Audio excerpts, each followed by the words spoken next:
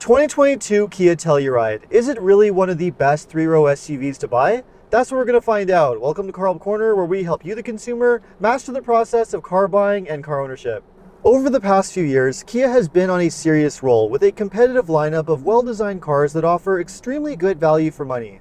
A great example of just how far Kia has come is one of their most popular models, the three-row Telluride SUV. Let's put it this way, in the past, in order to sell cars, Kia needed to price their cars a lot lower than the competition in order to keep up with brands like Toyota and Honda. The Telluride, though, is a completely different story. Not only is it so well designed that Kia is able to price it neck and neck with the competition, but it's been so popular that many dealers are able to charge huge markups, sometimes as much as $5,000 to $10,000 over MSRP.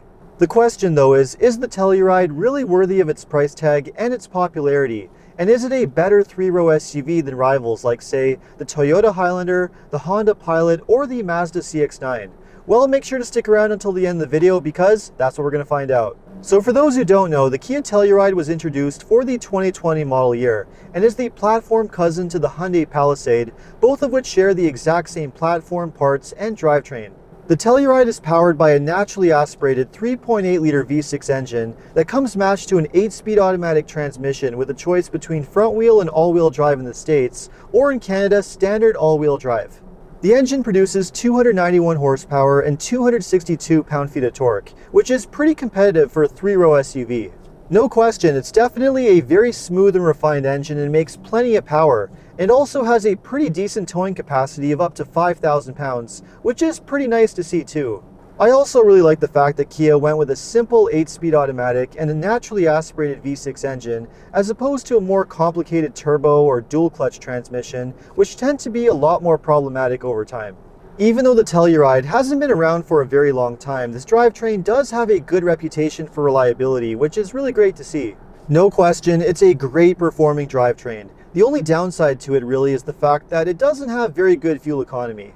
The Telluride is rated for between 19 to 25 miles per gallon, or roughly 9 to 13 liters per 100 kilometers, which is only average for a three-row SUV. And unfortunately, there is no hybrid or plug-in hybrid option like you might find on some rivals, like say the Toyota Highlander, which is available as a regular hybrid with very good fuel economy. As long as you're okay with the fact that you will have to spend a bit more money on gas, there's really not much else to complain about with this drivetrain. And on top of that, the Telluride is a very comfortable and great driving SUV. The higher trims of the Telluride come with a more advanced self-leveling rear suspension, which is a pretty unique feature to see, but whichever option you go with, you get very good ride quality and excellent handling. And even though the Telluride is not really an off-road oriented SUV, the all-wheel drive versions do include snow, sand, and mud modes for the drive mode selector, which is pretty nice to see too. In fact, all of the available tech and features that you can get with the Telluride are probably one of its biggest draws. In terms of its overall design, features, and control layout, this is probably one of the best interiors in the SUV segment. The infotainment system consists of a 10.3-inch touchscreen with an excellent user interface, great-looking graphics, and standard Apple CarPlay and Android Auto. And below the screen, you get an excellent control setup that's very straightforward and easy to figure out.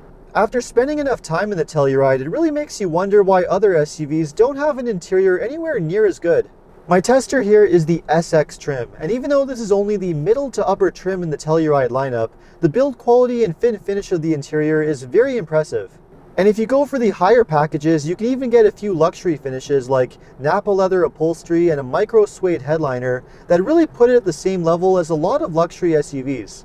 Before getting into the Telluride, I finished filming a comparison video between the new Infiniti QX60 and the Acura MDX. And honestly, the interior of the Telluride really doesn't feel like a step down in terms of what you're getting. Not only do you get a top-notch infotainment system with a great user interface, but you also have a very good surround view camera system and a blind spot camera system in the gauge cluster too. There's also a very good highway driving assist feature that gives you both lane centering and adaptive cruise control for true semi-autonomous driving capability. And there's also plenty of little features that you don't see on a lot of rivals, like dual sunroofs both front and rear, heated and ventilated front and second row seats, window privacy shades, and plenty of USB ports for all three rows. And not only do you get plenty of toys and connectivity options, but you get plenty of space too. The Telluride is one of the more spacious three-row SUVs in its segment, with plenty of room in both the second and third row seats. You also get a pretty good sized cargo area, and of course folding down the second row and third row seats is very easy too. And depending on the trim level you go with, you can go with either an 8-seater or 7-seater configuration with second row captain's chairs. Either way, accessing the third row is extremely easy with second row seats that slide neatly out of the way. In terms of interior space, the Telluride is most comparable to the Hyundai Palisade, Honda Pilot, and Volkswagen Atlas, all of which are the most spacious three-row SUVs in the segment. In terms of pricing for the Telluride ranges from around $35,000 to $50,000 US, or around $48,000 to $58,000 Canadian. That puts it in the same range as its rivals from brands like Hyundai, Toyota, and Honda, all of which are in the same price range. So where exactly does that put the Telluride when compared to its rivals, and which one is the best three-row SUV to buy? Well, when compared to its sibling, the Hyundai Palisade, there really isn't any significant difference between the two. Personally, I'm a bigger fan of the styling of the Telluride. I also prefer its control layout on the interior and the traditional gear selector for the automatic transmission, as opposed to the push-button gear selector that you get in the Palisade, which I'm not too crazy about. You could also compare the Telluride to Kia's other three-row SUV, the slightly smaller and more affordable Sorento. But even though the Sorento is a little bit cheaper than the Telluride, it just doesn't feel quite as substantial on the road. The 4-cylinder engines in the Sorento are also nowhere near as good as the V6, and they also have questionable reliability as well. The only real advantage to the Sorento is the fact that you can get it as either a hybrid or a plug-in hybrid, which is really nice. But as long as you're okay with a regular gas engine, then the Telluride is definitely the superior choice and worth the extra money. So that just leaves the other comparable three-row SUVs on the market. Well, next to the Hyundai Palisade, the closest competition to the Telluride is the Toyota Highlander. Yes, the Highlander does have a little bit less interior space, a more dated-looking infotainment system, and it is missing a few features that you can get in the Telluride. But aside from that, it's pretty much comparable in every way. It's a very well-designed SUV with an excellent reputation for long-term reliability and very high resale value too. Unlike the Telluride and Palisade, which have only been on the market for a couple of years, the Highlander has been on the market for a couple of decades and has built one of the best reputations for longevity and low repair costs. Next to its amazing reputation for reliability, the hybrid option is probably the most compelling reason to choose the Highlander over the Telluride. Now, of course, there are many other desirable three-row SUVs, including the Honda Pilot and the Mazda CX-9. Even though both of these SUVs are very good options to buy too, with great reputations for reliability, they are a little bit dated when compared to the Telluride and are just not as well-rounded. Like I mentioned earlier, I recently test drove both the Acura MDX and the Infiniti QX60, and aside from some nicer finishes, a slightly better ride, and of course that luxury badge, there really isn't anything that you're getting in those SUVs that you don't already get in the Telluride for $10,000 or even $20,000 less. And one other bonus with the Telluride, like all Kia models, is that it comes with an extremely good warranty.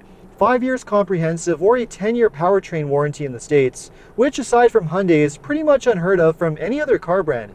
The Telluride has proven that Kia has what it takes to be one of the biggest players in the car market. Yes, it is a very high demand SUV, and in some markets you might have to wait a very long time to get one, but it's definitely worth it.